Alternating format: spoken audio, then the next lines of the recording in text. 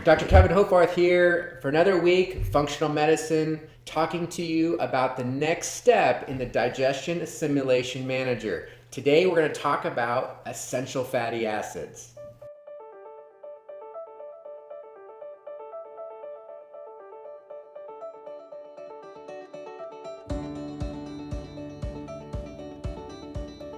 All right, so we're going to talk about essential fatty acids. First of all, it's important to understand that fat is classified as short, medium, and long-chain fatty acids. There are omega-3 fatty acids and there's omega-6 fatty acids.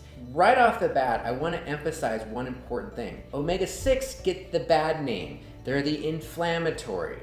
And then the omega-3 gets the good name. They're the anti-inflammatory. But honestly, guys, they're both important. If we didn't have the inflammatory component, we wouldn't be able to produce what's called iconosoids, which produces prostaglandins, leukotrienes. These are inflammatory components that help in a healing process when it's necessary. On the flip side, we don't bring in enough omega-3s into our traditional American style diet. So this is step 2, guys, when it comes to the digestion assimilation process. Is the first one was about removing sugars, but the next one is about an important step is adding enough essential fatty acids to your diet. This is easy, okay? Now, where do we get these? Essential fatty acids are essentially alpha linoleic acids. Now, a lot of people like to talk about flaxseed oil and hemp and walnuts. Yes, these are great alpha linoleic acids, or the first part of what's considered omega-3 fatty acids. However, only about 5% of it is converted into the more important elements, which is called EPA and DHA. This is lower down in the chain of process. And DHA is critical, and that's where a good chunk of what our brain is made from the fatty acid source, which is DHA. So my point is that if you're only bringing in omega-3 fatty acids through the sources that I just mentioned of walnuts and hemp or flaxseed, you're really not getting a very adequate amount of good essential fatty acids of the EPA DHA, which really come from phytoplankton, which is what fish eats.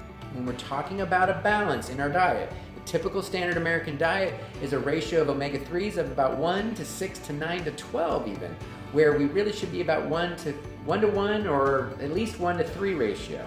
Now, how do you know how much? Well, fortunately with BioFit Medicine, we're checking biomarkers, and there's one that's called the omega-3 index. It tells me exactly how much omega-3 to omega-6 that you're bringing in, and then I can help you to either change your diet or simply add a very well-designed fish oil that's not laced with a bunch of mercury. To summarize, I want you to, when you're thinking about your diet, I want you to think about, okay, what is my sources of omega-3s, the anti-inflammatory component?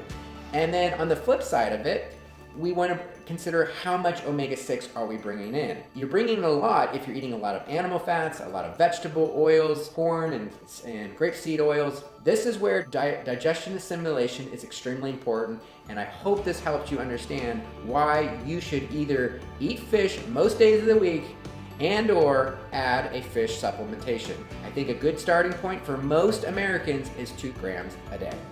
This is Dr. Kevin Hofarth with BioFit Medicine, your physician online that teaches about functional medicine.